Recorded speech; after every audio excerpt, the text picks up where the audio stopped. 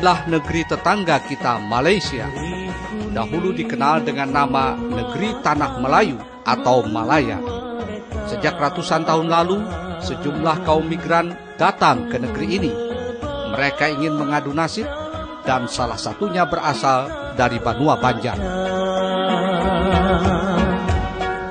Putih kuning, eloknya darah tulah Tenggaro. Konon kaum migran asal Banua Banjar itu setelah lama batanah banyu, baanak bacucu, bahkan babuyut, ternyata generasinya masih ada sampai saat ini. Rame benih Tenggaro di waktu Budaya dan cara hidup mereka pun tak pernah luntur, layaknya sebagaimana di Banua. Cirinya yang paling menonjol adalah tetap berbahasa Banjar. Wisatawan yang domestik atau mancanegara, tidak heran lihat ada. Meski terkadang aneh kedengaran di telinga orang Banjar saat ini, karena dalam berbahasa mereka masih kental menggunakan dialek daerah asalnya masing-masing, seperti Kelua, Kandangan, Alai, Martapura, Banjarmasin, dan lain-lain. Rame benih upacara, adat belimbur, sirih kuning, darah elok. Keberhasilan dalam kehidupan dicapai oleh generasi ke generasi, mulai dari generasi pembuka hutan hingga menjadi generasi para pemimpin Malaysia.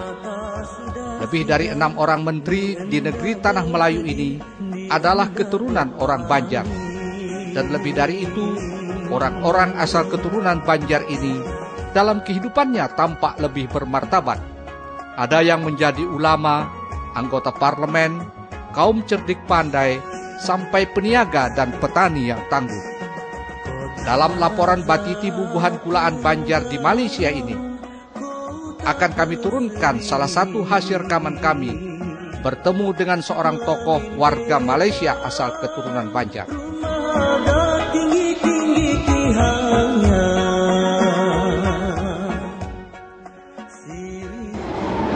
Assalamualaikum warahmatullahi wabarakatuh. Sehabis sholat maghrib di Masjid Putra, dan ada satu oleh-oleh gasan bubuhan kita Banjar. Dan nang Higaulun ini, kada lain orangnya adalah Tan Sri Nurdin. Beliau orang Banjar. Tentu generasi keberapa, Siden akan berkisah kenawan kita berataan. Assalamualaikum. Waalaikumsalam warahmatullahi wabarakatuh. Apa kabar?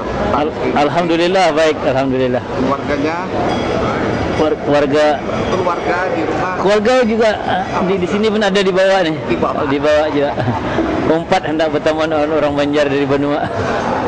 Kami dari Banjar TV akan bertakun mau soal perkembangan generasi Banjar yang terjun di kalangan kaum intelektual. Mungkin Pian bisa mengisahkan gasan bubuhan kami di Banjar. Silakan. Asal usul orang Banjar macam ulun ni berlainan lah. Banyak sudah generasi, ada nang 3 generasi, ada nang sudah 4 generasi, 5 generasi pun sudah ada mungkin orang Banjar di Malaysia. Jadi macam ulun ni sudah boleh dianggap generasi keempat. Pasal pada tuan ulun memang lahir di Banjar. Nang sebelah ayah lahirnya habarnya di Kandangan.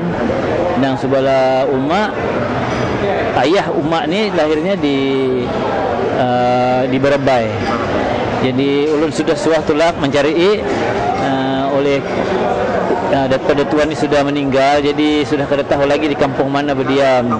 Jadi alhamdulillah dapat juga lah melihat tanahnya jadi diam. Jadi berkaitan dengan soalan tadi, memang asalnya orang Banjar yang merantau ni memang hidupnya ngalih. Ulun masih ingat lagi sampai generasi ulun ni makan pun kada tapi cukup. ada musim berdiam di kawasan yang Baah, banjir Baah ni.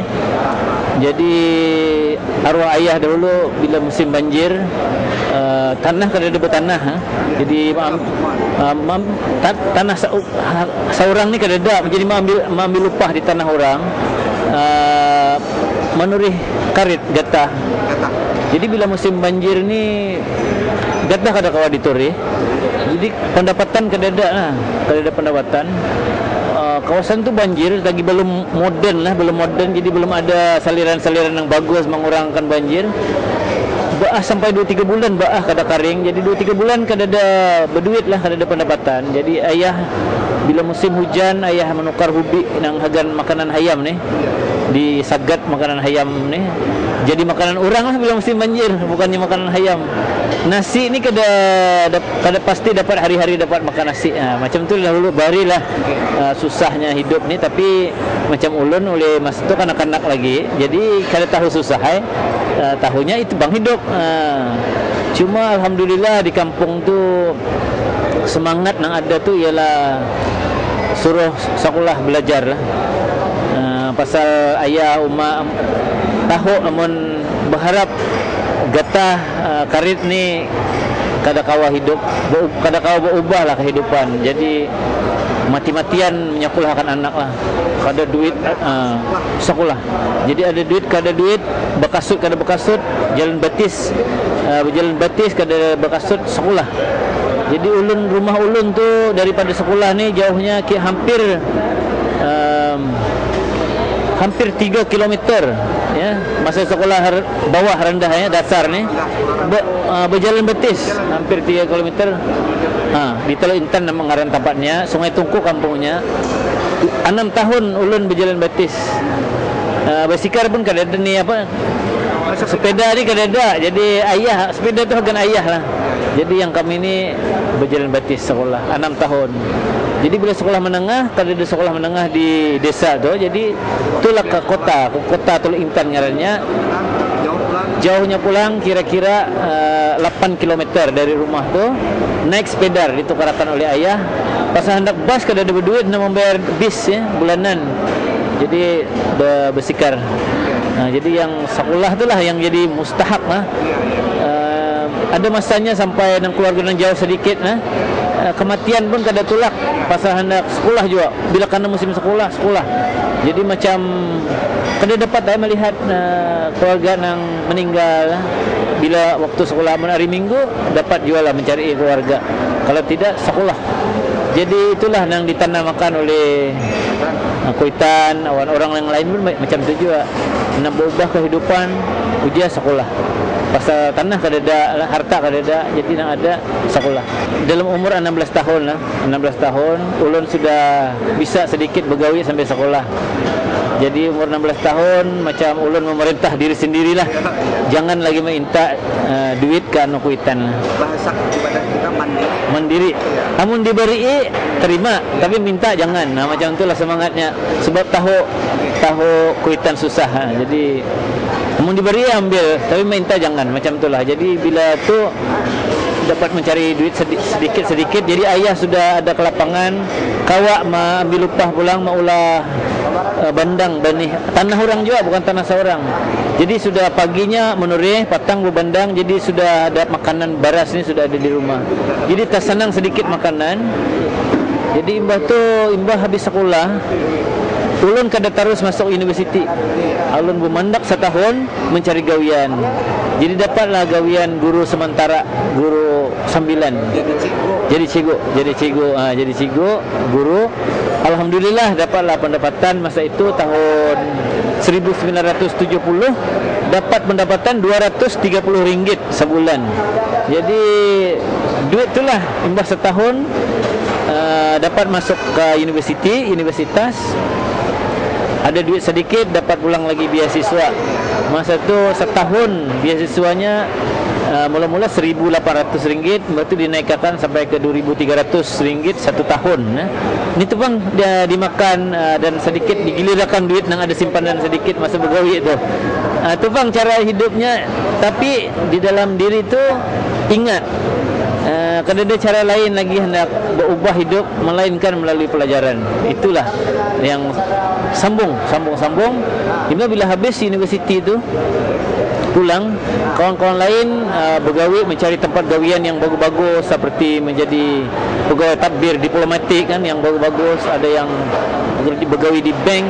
Jadi macam ulun bila sudah belajar tu kada ingat lain lagi melainkan hendak terus lagi belajar. Jadi ulun memilih bergawi di universiti. Jadi dapat bergawi di Universiti Putra Malaysia. Pada tahun ulun habis universiti pada tahun 76, pada tahun 77 bergawi di Universiti Putra Malaysia. Ulun memilih universiti kerana ulun memikirkan di tempat lain ngalih mendapat beasiswa hendak menyambung belajar. Jadi alhamdulillah di dalam 2 tahun ulun bergawi dapat beasiswa universitas tu. Ulun dapat menyambung pelajaran di Amerika Syarikat. Jadi dapat keluar negeri. Jadi amun membayangkan, amun melihat kuitan, memang kada ada harapan langsung. Allah Ta'ala mengatur, kita mencari jalan, alhamdulillah. Jadi ke Amerika Syarikat dalam 2 tahun. Bila bulik tu hati masih hendak sekolah juga lagi. Macam mana pun hendak sekolah. Jadi bulik bergawi universiti tu jugalah. Bila bergawi universiti 1 tahun, entah bagaimanalah pula, mungkinlah ada kawan-kawan melihat ulun ada sedikit boleh dipanggil bergawi ke Jabatan Perdana Menteri, dipinjam. Jadi ulun di universiti tetapi dipinjam bergawi di Jabatan Perdana Menteri. Perdana Menteri pada masa itu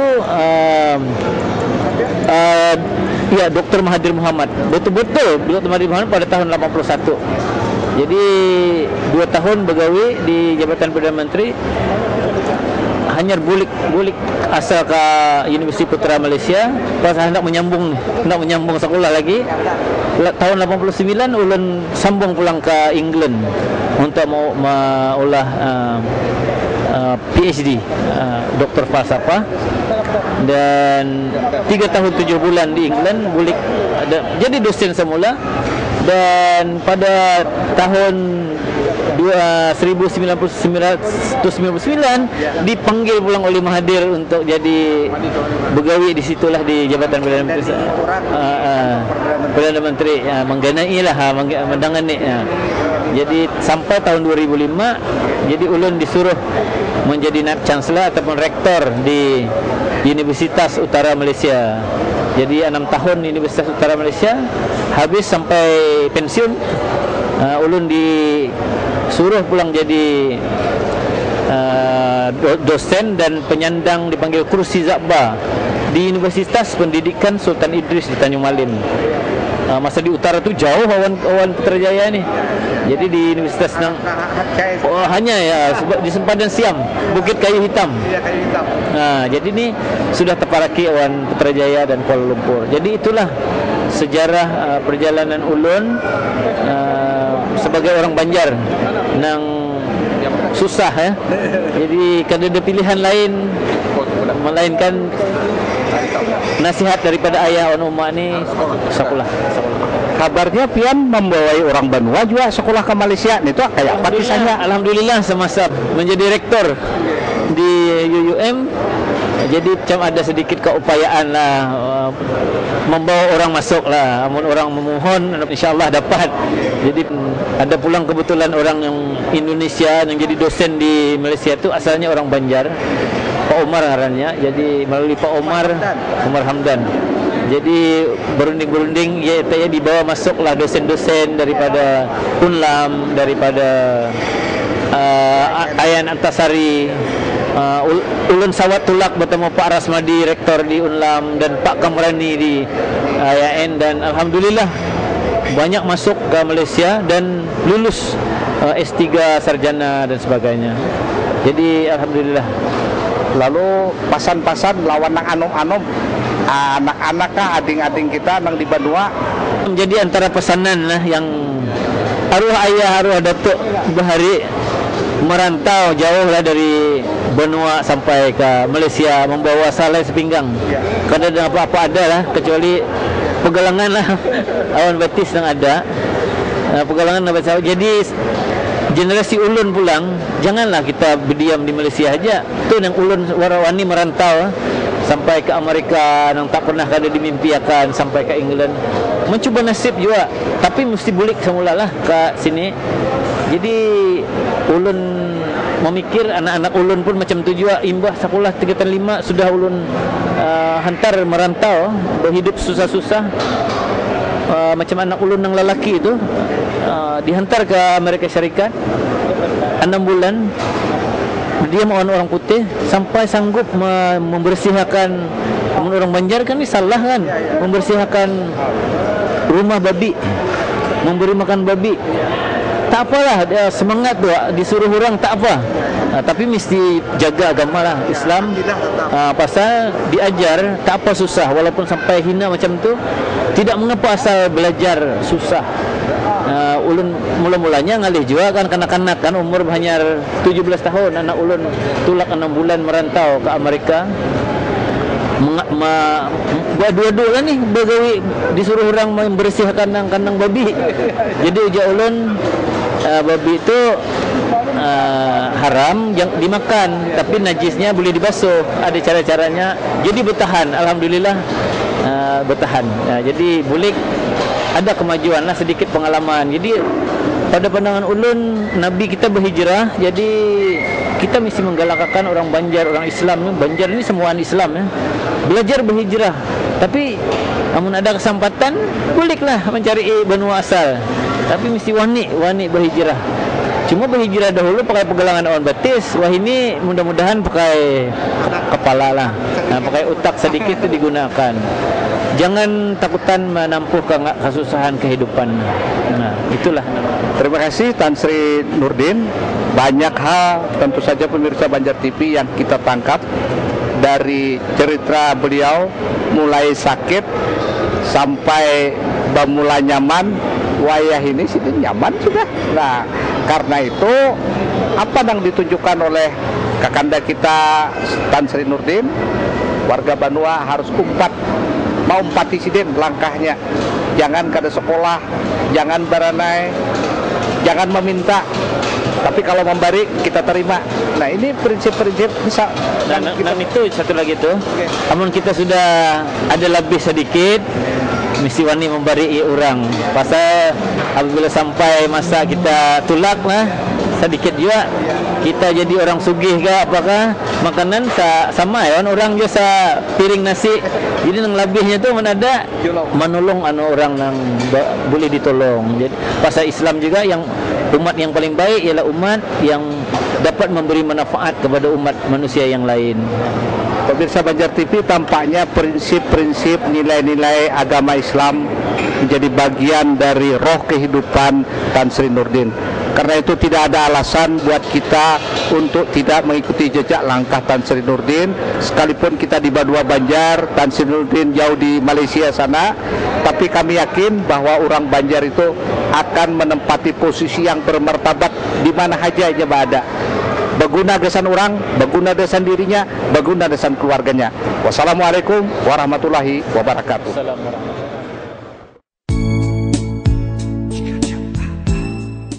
Demikian laporan Batiti Bubuhan Kulaan Banjar di Malaysia. Produksi bersama Ika Unlam dan Banjar TV. Sampai jumpa di episode berikutnya.